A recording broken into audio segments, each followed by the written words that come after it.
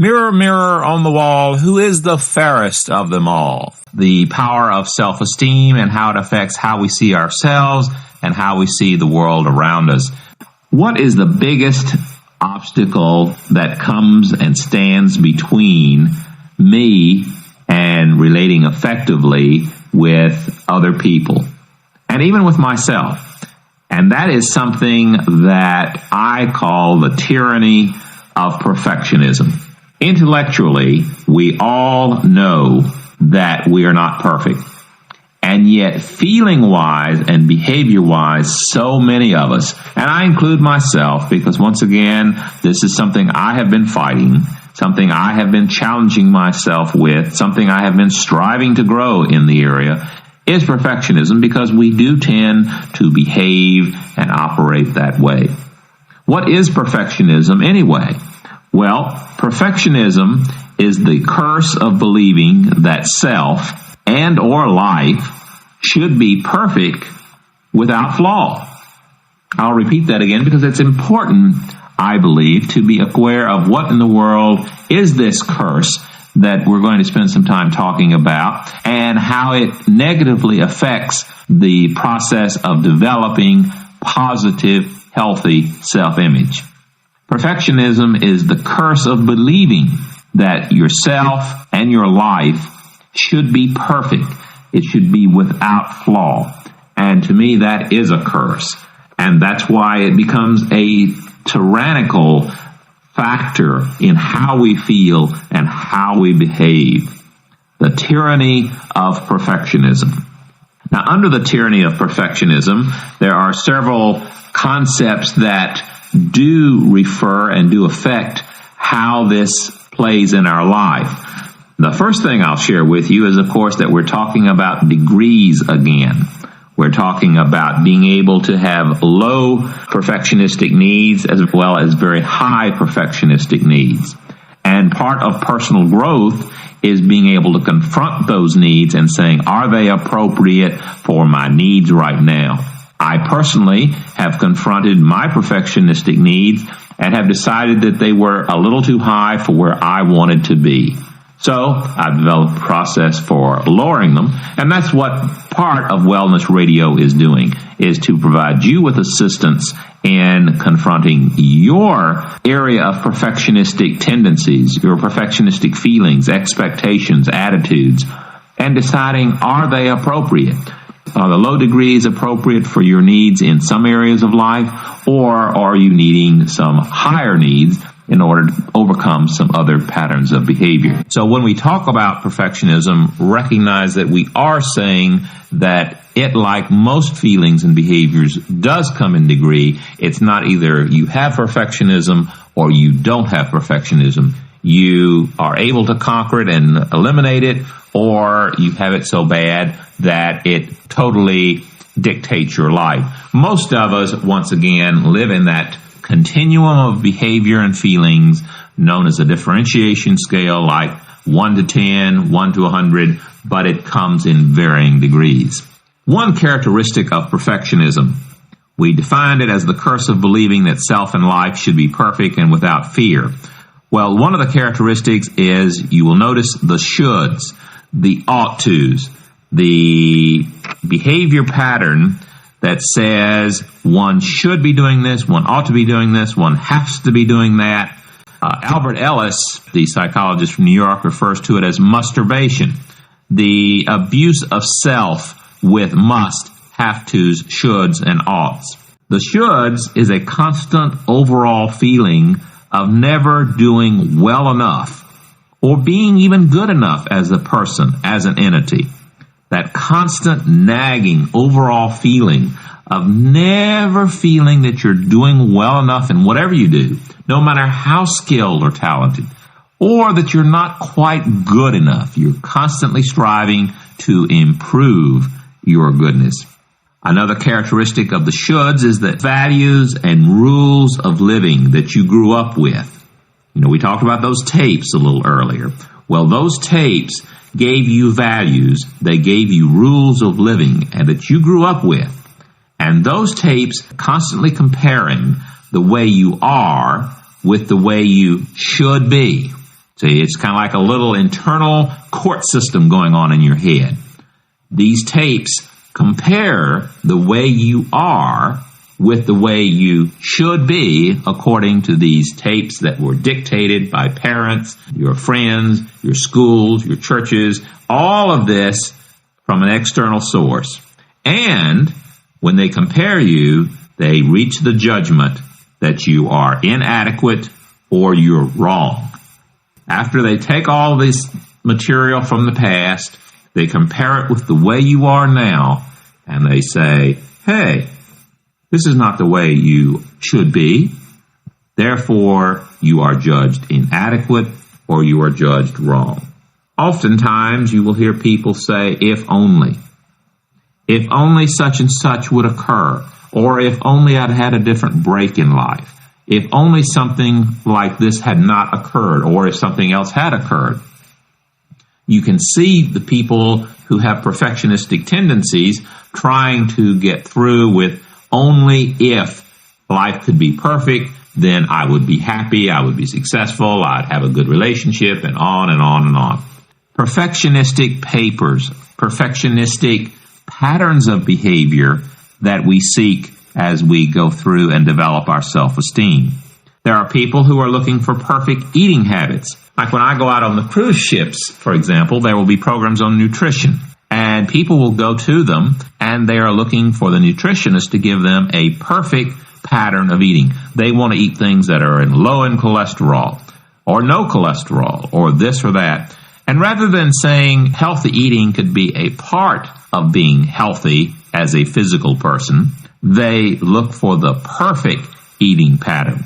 Somebody to dictate to them what they should be eating in order to be perfectly healthy. Not just healthy or more healthy than they are right now, but to be perfect in their patterns of behavior. We know in our own culture that public speaking happens to be one of the most frequent phobias that we have. In other words, to stand in front of people and talk with them is very scary for a lot of people. I know whenever I have guests here on this program, I find people who tend to be very apprehensive that whatever they say into this microphone is going to go out to hundreds and thousands of people. But the fact is they tend to be very frightened of it, and they believe that they should be speaking perfectly.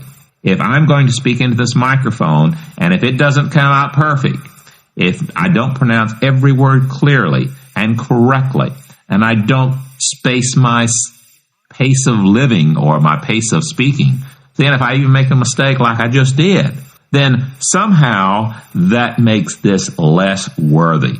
Well, I don't buy that. I'm not perfect, so why in the world should my speech patterns be perfect? I think they're pretty good. And why? Because I listen to them, and people listen to them and tell me that they're basically pretty good. But if I am setting myself up with that perfectionistic expectation, then I could say, stop the show, turn off the microphone. I didn't do a perfect show tonight, so let's cancel it. And if I can't do a perfect show tonight, then I certainly need to stop from doing one tomorrow night or the next night or whenever we get a chance to do it again. Perfectionism can be a real cancer. It can get into our whole being and do a lot to destroy who we are. Now, we talk about perfectionistic expectations as far as eating or public speaking. Well, people look for expectations in perfection with mates. I'm constantly surprised how many people are looking for the perfect spouse. Most of the time, you and I know that we're not going to find anybody perfect. And yet still people look for perfectionism, or they look for somebody that when they get married, then they can remake them over into something more perfect. People look for perfect jobs. I've had a fair number of jobs in my life, and none of them have been perfect. There's no job that is perfect. There's no perfect situation. Perfect retirements. I lived in a retirement community of Brevard, North Carolina, and it was one of the top rated in the U.S. according to the various retirement guides. But it wasn't a perfect place. It was a delightful place. It was a lovely place, and maybe I'll retire there. But people who expect that if they've lived an entire life of imperfection, that somehow at the end of the road, they are entitled to a perfect retirement. One of my favorite activities out on the cruise ships is to go up and just walk through as people are looking at their pictures. And almost universally, people knock their own pictures. They discount it. They make them less worthy. They'll say, oh, my ears are too big, or my eyes were, not right, or I had my head cocked, or whatever.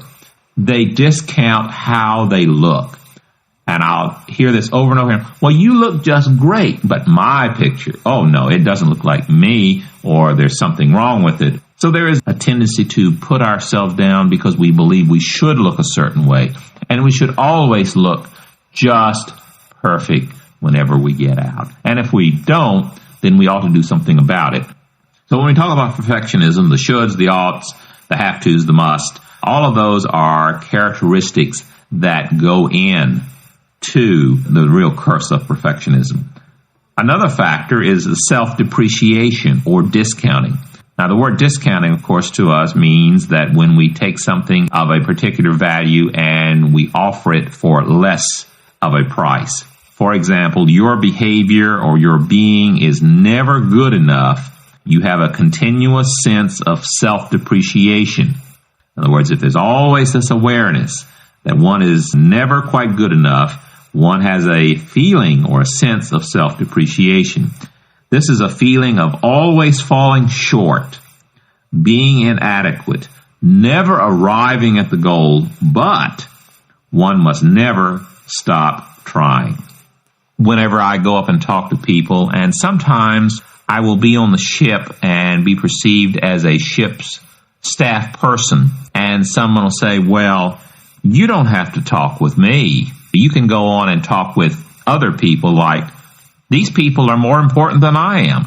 Well, of course you're as important as anyone. You're not more important than anybody else on the ship, but you're certainly not less important. But right away, people are telling me how they see themselves when they make statements. They self-depreciate themselves. They discount it. One of the more familiar concepts is when I compliment you on something you wear and you may say to me, oh, this old thing, or it came from Kmart, or I've had this for years, or I don't really like it, rather than thank you. See how easy it is to discount because we strive so hard to be liked, but that tape of we mustn't get a swell head, we mustn't feel too good about ourselves because that would be pride, and pride is evil. A third factor that I'll share with you about perfectionism is what I call the red pencil approach. When I was in school as a young child, sometimes I thought my teachers were out to use up all of the red ink that was in the supply system of the United States. There were teachers who seemed to just enjoy marking papers of mine and my friends what was wrong with what we had written. I decided that if I ever went into teaching, I would mark what was right, what my students did learn, what they had got correct as they wrote on the sheet of paper. And if I were to mark papers, I was not going to use red ink. Is the test half full on what you have learned, or is it half empty on what you haven't learned? And I find learning became much more effective for me when teachers reaffirmed and supported and stroked and nurtured me in things that I was successful rather than harping on all the things that I didn't know. Now, as I've gotten older, I realize that the more I learn, the more I still don't know. And I have no pretensions of ever getting a perfect paper. But sometimes we mark papers, or we mark people, or we grade people, or we grade ourselves as though we were still striving for that perfect paper, that 100%, that A+. I prefer being able to focus, and we do this in personal retreating a great deal. We strive to help the person mark or evaluate or support or nurture those characteristics about themselves and their world that tend to be positive, that tend to be healthy. A low self-esteem and the tendency toward perfectionism can often result in anxiety. It can result in a tendency for people to focus a great deal on legalisms. By legalisms, I mean overemphasis on externals, do's and don'ts. These are people who have a great deal of emphasis on rules and regulations. If we don't have rules, there'll be anarchy and people can't be trusted. And so we need a lot of rules and regulations because we need to control. We cannot accept ourselves as we are, so we need constantly the approval of other people. We are what we do. We are what we accomplish. I believe that I am worthwhile and I am valuable regardless of what I do or I don't do. I am valuable because I'm human. I am valuable and worthwhile just because I am. Whatever the rules and regulations are, and I do value them as we interact. I like people to stop at stop signs. I like people to shake hands instead of slapping my face.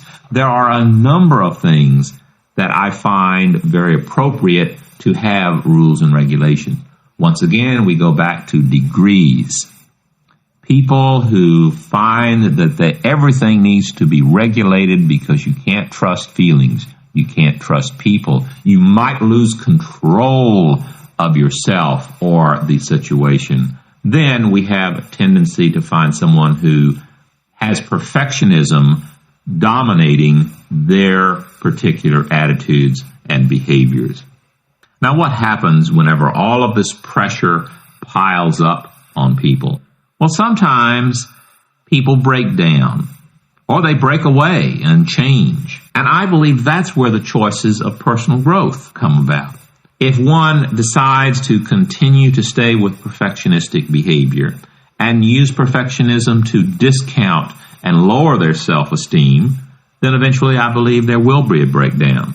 Or one can choose to use the perfectionistic patterns of behavior to support themselves, can modify it to where it is healthy, and incorporate a healthy, positive self-esteem by making changes. What we try to do is take the power to write one's own script, to get away from unrealistic expectations, to get away from the impossible performance demands that we put on ourselves and others, to get away from conditional love and acceptance of ourselves and conditional love and acceptance of others, and to get away from the denial pattern that somehow we have done terrible things in our lives and therefore we are just not worthy human beings to live and breathe on this beautiful planet. We need to take the power that has been given to us by the mere gift of being human. Take this power to write a positive, healthy script to put perfectionism in its place. We said that healthy personhood is a process. It's a journey. It's not a destination. One does not ever really get rid of perfectionism or the cancer of perfectionism, but they do have the capabilities of making it a process of change, making this change a process of personal growth. There are no quick solutions in overcoming this alienation from self, and that's what negative self-esteem is. When you look into the mirror and you see negative views and you get negative feelings, this is alienation from yourself. This is alienation from you as the positive, healthy, unique, and special person that I believe you are. How do we do that? Well, we recognize that if we're going to change, that it's a process of growth and it takes time. I remember very clearly one person coming up to me and saying, well, Dr. Huey, I tried this power of positive living and I tried that positive attitude stuff. I tried it for 3 whole hours one afternoon and it didn't make any difference. Well, it probably isn't going to make any difference. You could probably do it for 3 hours. You could do it for 3 days. You could do it for 3 weeks or 3 months and maybe even for 3 years. But it's a process. It's a start. It's a technique of developing a positive self-esteem that comes. It is not magical thinking, and there is no quick solution. But this alienation from self evolved over a period of time, and being able to go through the process of personal retreating allows you to develop the process and develop the internal power of rewriting the script so that it can become more positive in the future. Another thing I believe that helps is that life I believe, is a gift that only I have to receive. And the only thing I have to do about it is accept it. There are a lot of people who are running around who have not accepted the gift. They really aren't ready to take this wonderful gift and use it to its fullest, to accept it, to appreciate it, to internalize it. Being able to accept the fact that life comes with its assets and it comes with its liabilities. Another factor that I believe helps build self-esteem is the concept of grace. Life and the assets of life, to me, are freely given. Life is undeserved. It's unmerited. It's unearnable. There isn't anything I can do to pay it back. And I am valuable just because I am. Not because of something I do. Not because of something I accomplish or don't accomplish. I am valuable just because I exist. Just because I am the most wonderful, delightful, personable human being that you could meet. I'm not any better than anyone else, but I'm certainly not any worse. Another factor that I would encourage if you start the process of personal retreating and developing self-esteem with yourself is allowing for individual differences. Now, we've alluded that, once again, most of us do that intellectually, but I'm talking about really internalizing it. There was a childhood poem that was mentioned to me a while back when someone was saying, hey, this is something that's important in self-esteem, and I agree.